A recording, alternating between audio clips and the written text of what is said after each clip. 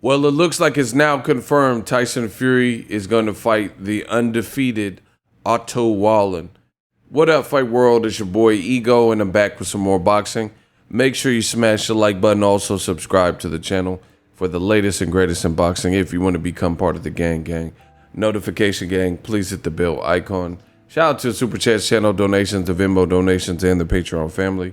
We working. Well, this moment is here. It is officially confirmed Tyson Fury's rumored opponent is going to be his actual opponent.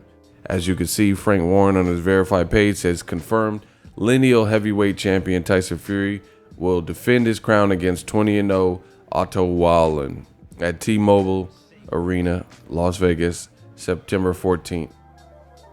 They even have a graphic for it. And I got an email from Top Rank. Says more of the same. Tickets for the showdown go on sale Friday, August 16th, exclusively on ESPN Plus. Now, ESPN Plus, I am an affiliate. It helps the channel. If you want to watch this fight and sign up through the link in my description. Also, UFC's coming up with Daniel Cormier and Stipe Miocic, the rematch. That should be a really good fight. Nate Diaz. So, purchase that pay-per-view through my link. It helps the channel. It says the Las Vegas Strip's most electrifying act is returning for a repeat engagement. Less than 3 months since his second round destruction of Tom Schwarz at the MGM, the Gypsy King will defend his lineal heavyweight championship. Wow, they're really trying to hype this thing up. This will be his 5th defense of his lineal crown, who upset Hall of Famer Klitschko in November 2015. Fury Wallin will be streamed in exclusively in the States on ESPN Plus. I am pleased to be back at Las Vegas. I love my time there in my last fight, and I'm going to put on a show at the T-Mobile Arena. Otto Wallin is a world-ranked fighter and is tall. Something we want with the Deontay Wilder rematch around the corner. He is also a southpaw, which brings its own obstacles, but I will be focused on the job because the rematch needs to happen. I'm delighted Tyson Fury is boxing Las Vegas after his previous success. It is another undefeated boxer he is facing in a contest where a victory will set up a Wilder rematch. Otto Wallin knows he has a big chance, and Tyson Fury will not be underestimating him. So that's basically the skinny of it. I seen this coming. The rumors were there. I made videos about it. Still don't know who Otto Wallin is like that. I watched one fight from him on I think it was Clarissa Shields undercard. It's a major step up. I hope Otto Wallin does well for himself. I'm a big fan of underdogs. And I just feel like they're giving Tyson Fury such an easy path, and it's becoming very predictable. They're holding on to the Klitschko fight, which was in 2015. It is going to be, we're 6 months out from 2020, and they're still talking about what he did in 2015, which cool. That's part of your resume. But boxing is a sport of what have you done for me lately. And what he's done for us lately, his best win would have to be Tom Schwarz, because he didn't beat Deontay Wilder. You could say, oh, I thought he beat him and all this bullshit, but he didn't get the victory. It was a draw, and I think a draw is definitely adequate because he got knocked down twice. Had he not got knocked down twice, it could have been a different story. But, he arguably should have been counted out. Depending on who you ask, but that's another issue. Anyway, they're just putting it on thick. I get it. This is their fighter. They're trying to promote it, but you don't see the same energy from Top Rank and ESPN to promote Terrence Crawford when Crawford fought in Vegas. The most electrifying show. They're making it sound like it's Dwayne "The Rock" Johnson or something. Do you smell the most electrifying? Like he got the people's elbow and shit. But whatever. This is how ESPN chooses to conduct their business. Good luck with the Otto Wallin fight. Again, if you want to sign up to watch it, link in the description. But this doesn't really support what Top Rank and Fury had to say.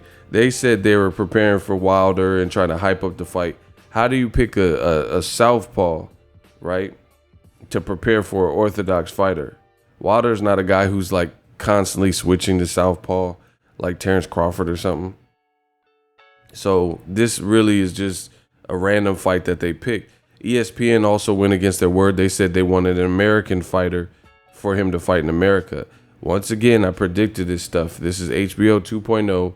These American companies and these boxing companies, they want to force feed you foreign fighters who they're trying to put in events in America with guys who are not American, which is fine. You don't have to be from America to fight.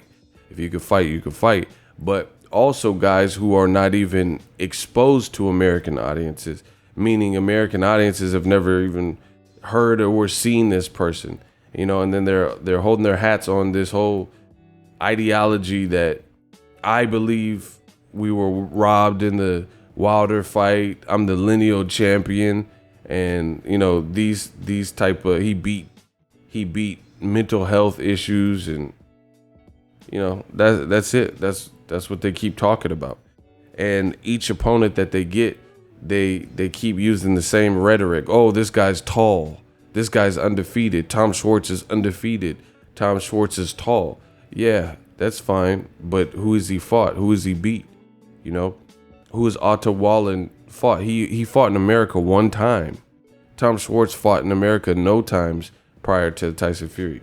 These are inexperienced guys at the world. This is just a weird picture. What the fuck? Hey, he's tripping. This man trying to lick it. Hey, bro, he's tripping. But anyway, at the world level, these guys are inexperienced, and this is why they're picking them. So I firmly believe that Tyson Fury's team, they know how dangerous Wilder is. They could say, oh, I kicked his ass and I beat his ass 10 rounds to 2. But it's evident by his choice of opponent and the fact that he's regressing to guys who aren't at Wilder's level, guys who don't have the same power as Wilder or similar, or they're not the same level threat. That proves to me that they don't believe what they're saying, because you wouldn't need to regress. You would still fight like more dangerous known foes in preparation. Wilder's about to fight Luis Ortiz. That's not a gimme fight. Luis Ortiz ain't just coming to lie down. He hurt Wilder in the first fight. So to me, Wilder's the king of the division. Joshua lost. Andy Ruiz is tight, but he's kind of new in his position.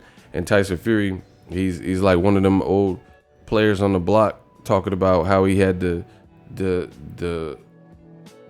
E-Class and shit. He had a Beamer and a Benz back in the 93. Yeah, that was some time ago. Tyson Fury's a good fighter, but I just don't see how this Otto Wallin fight really is supposed to build up a Wilder rematch like they're claiming. This is just another fight for him. Like I said, I hope I'm wrong. I hope Otto Wallin, look at his face after, I hope Otto Wallin goes out there and does great, but it's just a huge step up, and that's what they're doing. They're picking guys who are undefeated to bill it as that, and this guy's tall, so it doesn't look, the guy's not dwarfed by Tyson Fury, who's like 6'9", but there's no real substance behind the matchup. There's other guys out there. There has to be, because there's other good fight. Adam Kaunasky and Chris Arreola, that was a good fight. To me, that's more dangerous, So there's people out there, but he's fighting who he wants to fight. So we'll see what this does. We'll see if they lie about the ticket sales again and what type of numbers it does, but it is now official. We'll see what the viewership and how many subscribers this drives. Again, the program, this is what they keep doing. They keep trying to force feed Americans these fights that are so non-American because none of the people are known.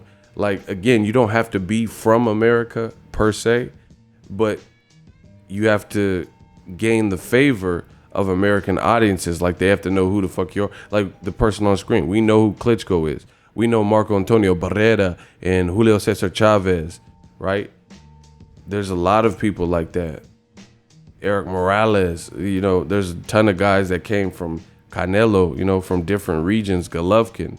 There's a lot of people that came from different regions, so that's not even an issue. Pacquiao.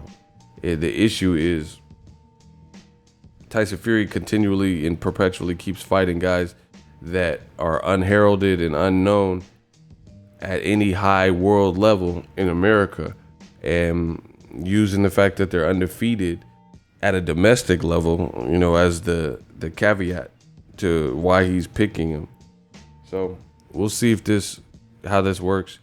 You know, in a perfect world, Andy Ruiz fights Joshua, beats him, and just moves on to fight Deontay Wilder if Wilder gets past Luis Ortiz. That's what I would prefer, because a lot of the people in the UK right now in the heavyweight division, I don't agree with the choices. Anthony Joshua, all these A-side games, and, you know, Dillian White has the PED test. Then Tyson Fury's, you know, running around bashing everybody in the heavyweight division, saying, I'm the best since Muhammad Ali. But you're the best since Muhammad Ali. You keep fighting domestic level guys. ESPN said they want an American, and then you're fighting a guy from Sweden that audiences wouldn't be familiar with. Let me know what you guys think. Drop your thoughts in the comment section. We working. So if you enjoyed this video and want more content like this on the channel, you can show your appreciation by going to the PayPal donate button or the YouTube support button, and you can donate any amount that you feel is equivalent to the value of this video. Much more to come. Thank you guys for your support. Boxingego, the future of boxing.